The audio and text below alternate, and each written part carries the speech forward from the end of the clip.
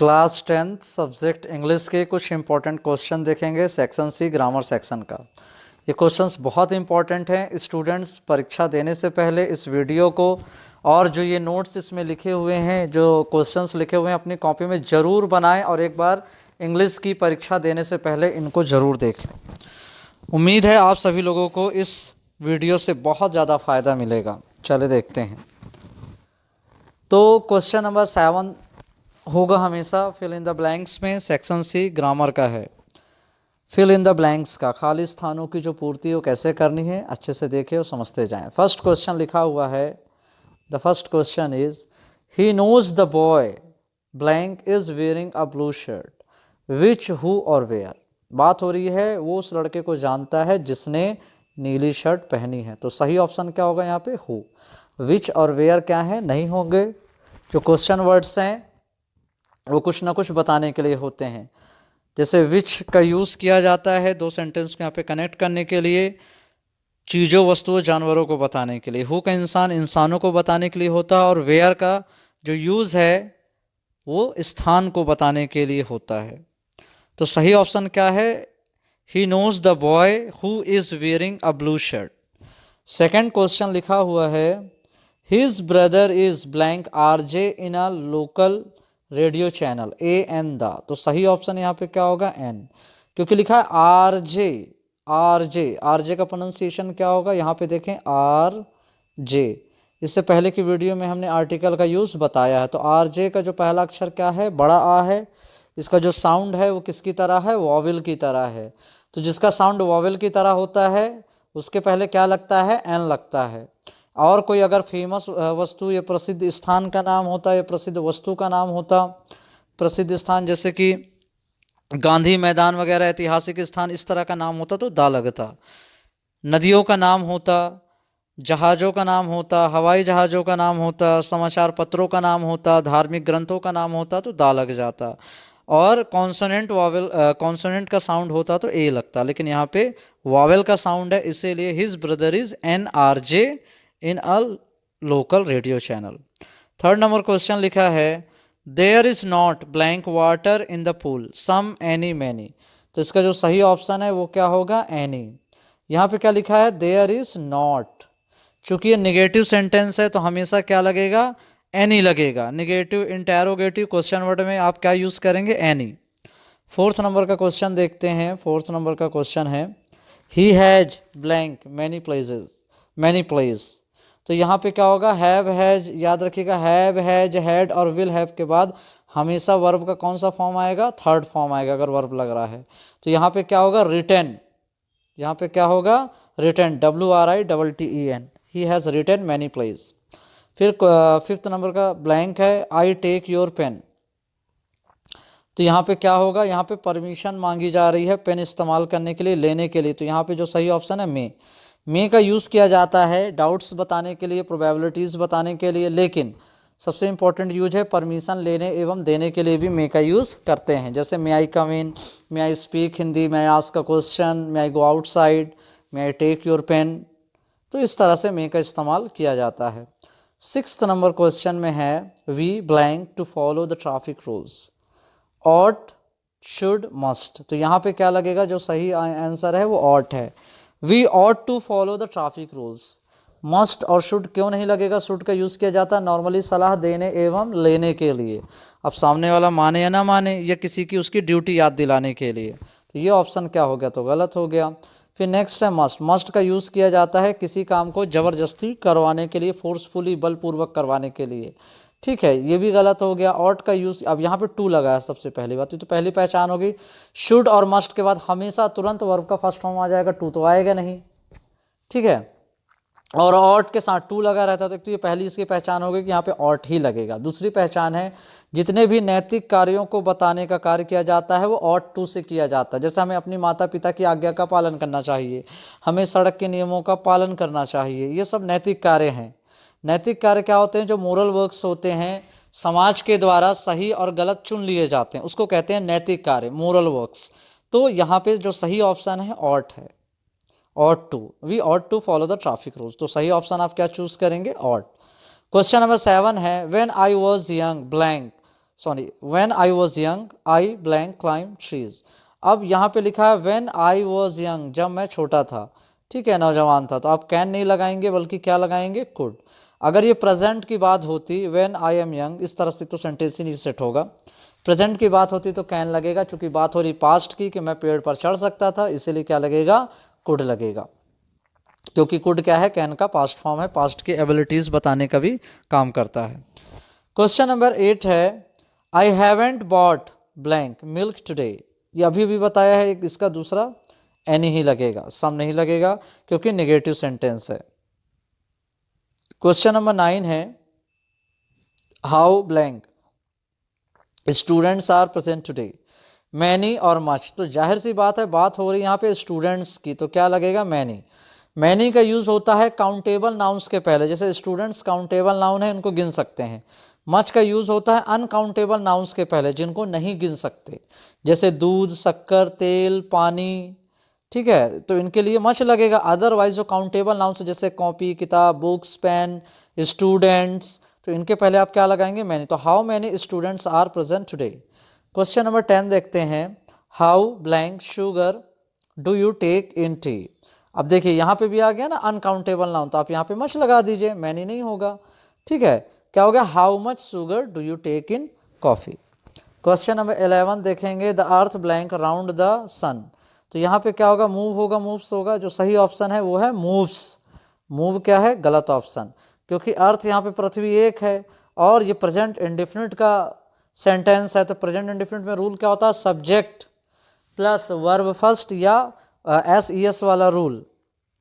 तो पृथ्वी जो अकेली है उसमें क्या ही शीट, और जो सिंगुलर नाउन होते हैं उनके साथ एस ई एस वाला रूल लगता है, जैसे गो का गोज, कम का कम्स, स्पीक का स्पीक्स, डू का डज। तो मूव की जगह क्या लगेगा, moves, the earth moves around the sun. Question number 12 देखते हैं। क्वेश्चन नंबर 12 लिखा है he always blank on time. फिर ये वही बात है, प्रेजेंट इंडेफिनिट की दो पहचान, एक तो ऑलवेज लगा है, एडवर्ब है, दूसरा यहाँ पे क्या है, ही शीट के बाद कोई वर्ब नहीं है, सीधे क्या है, कम्स आएगा, ही शीट के साथ क्या लगेगा, कम्स, कम कभी नहीं लगेगा। नेक्स्ट क्वेश्चन है question number 13, important question, Ganga is a sacred river. Sacred का मतलब क्या होता है, पवित्र। होली की जगह यहाँ पे कौन सा शब्द यूज किया गया है, सैक्रेड, दैट मीन्स पवित्र। तो क्या होगा, Ganga is a sacred river, a an the, a an का यहाँ पे कोई रोल नहीं है, जो सही ऑप्शन है वो क्या है, दा है। The Ganga is a sacred river, किसी भी नदियों के नाम के पहले, खास करके पवित्र और प्रसिद्ध नदियां हैं जो, उनके पहले तो आप दा का यूज करेंगे ही करेंगे। क्वेश्चन नंबर 14 देखते हैं। क्वेश्चन नंबर 14 लिखा हुआ है Arun is blank tallest boy in the class, a an the. अब बताइए क्या लगेगा, इसके पहले भी क्या लगेगा, दा लगेगा। क्यों लगेगा, क्योंकि यहाँ पे लिखा है टॉलेस्ट, जो सुपरलेटिव डिग्री होती है एडजेक्टिव में, जैसे good, better, best, beautiful, more beautiful, most beautiful, positive degree, comparative degree and superlative degree. तो जो सुपरलेटिव डिग्री है उसके पहले आप हमेशा दा का यूज करेंगे, हमेशा दा का यूज करेंगे। Arun is the tallest boy in the. Question number 15 देखेंगे, लिखा हुआ है his father is blank MLA. क्या लगेगा यहाँ पे, एन एमएलए। क्यों लगेगा एन, क्योंकि इसका प्रोनाउंसिएशन क्या है, वॉवेल की तरह, एमएलए, एमएलए। तो ये देख लें क्या लगेगा, एन, ए और दा का कोई रोल नहीं है। क्वेश्चन नंबर 16 देखें, they have been playing here, they have been playing here blank morning since या फॉर। जो शुरुआती समय होता है, स्टार्टिंग टाइम, उसके लिए आप क्या यूज करते हैं, सिंस। फॉर नहीं लगेगा, फॉर क्या होगा, पीरियड ऑफ टाइम के लिए लगता है, समयावधि बताने के लिए। क्वेश्चन यहाँ पे क्या होगा, they have been playing here since morning.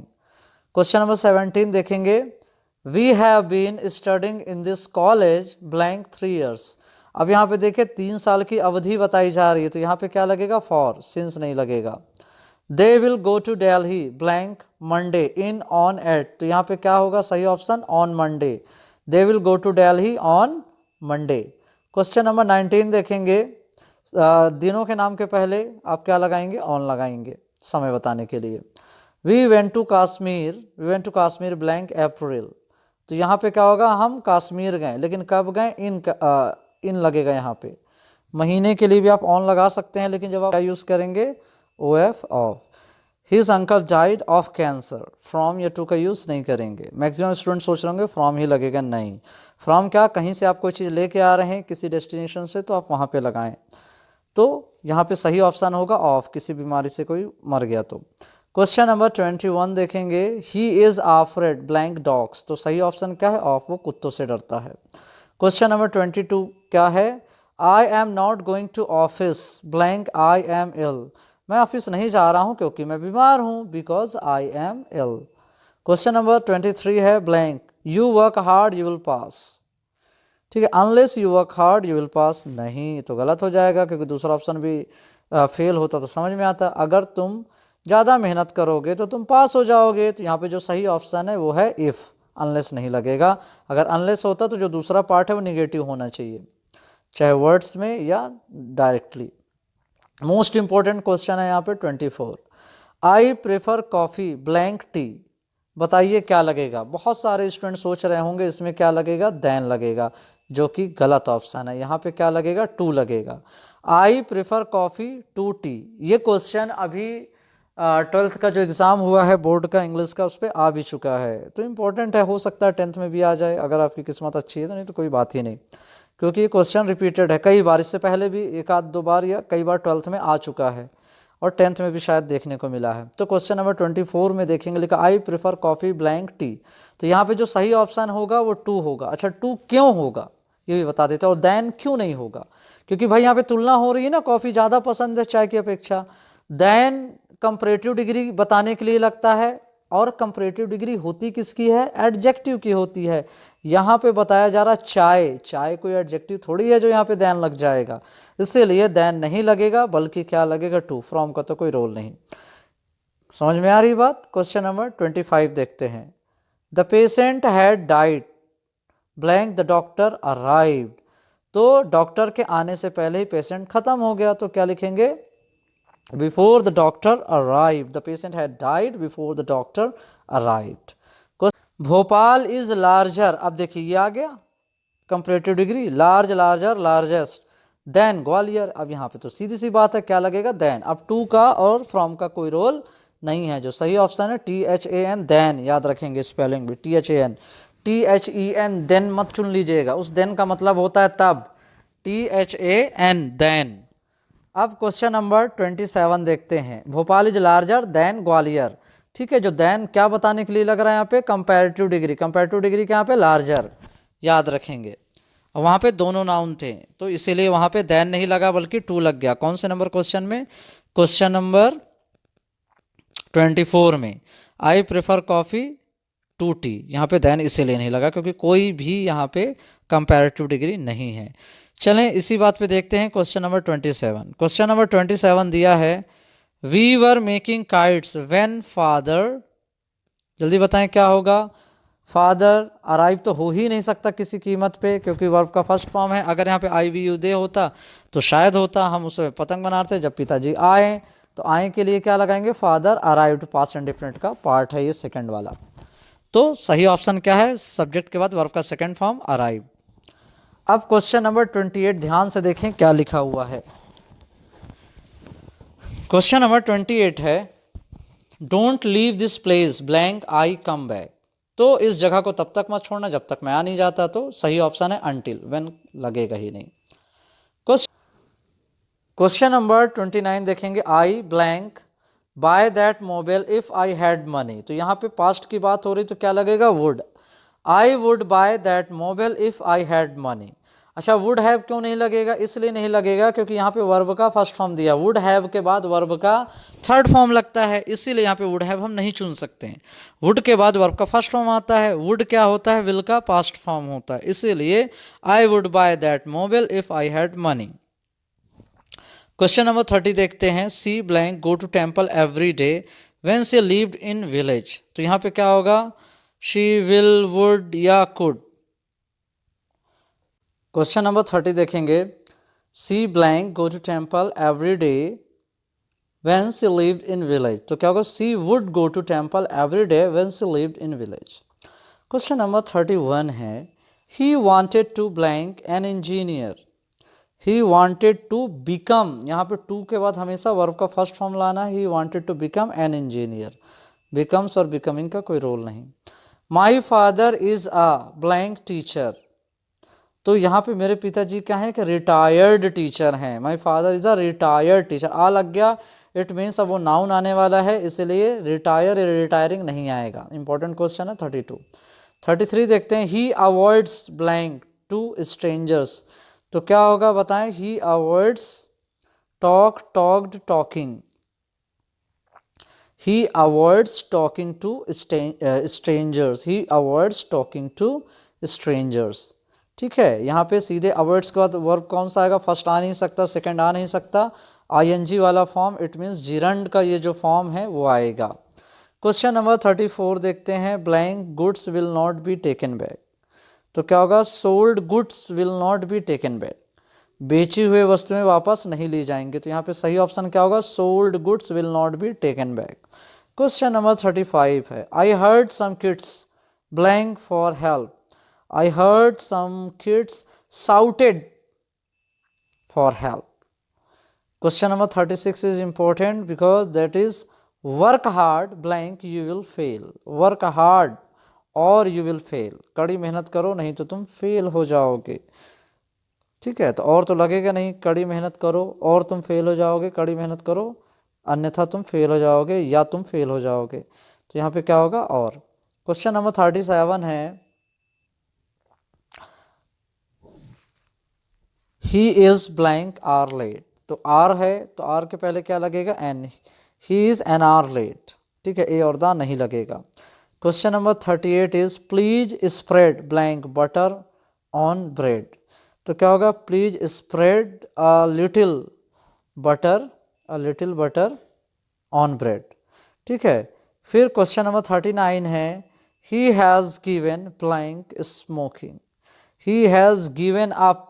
ठीक है, ये जो गिव अप है इसका मतलब होता है छोड़ देना, हार मानना, ये एक फ्रेजल वर्ब है, इसीलिए यहाँ पे क्या लगेगा, ही हैज़ गिवन अप स्मोकिंग, उसने स्मोकिंग धूम्रपान करना छोड़ दिया है। तो लास्ट क्वेश्चन देखेंगे इसका, ये 40 क्वेश्चन बहुत ज़्यादा इंपॉर्टेंट हो सकते हैं, ये 40 क्वेश्चंस जो भी हैं अगर आप ध्यान से देख लें तो। We blank wear mask in crowded places, तो क्या होगा, शुड यूज्ड या ऑट, तो यहाँ पे क्या होगा, we should wear mask in crowded places, तो यहाँ पे अगर और टू होता तो कोई मोरल वाली बात होती, यहाँ पे क्या होगा, सलाह दे रहे हैं, जरूरी है सबको माननी चाहिए, we should wear mask in crowded place.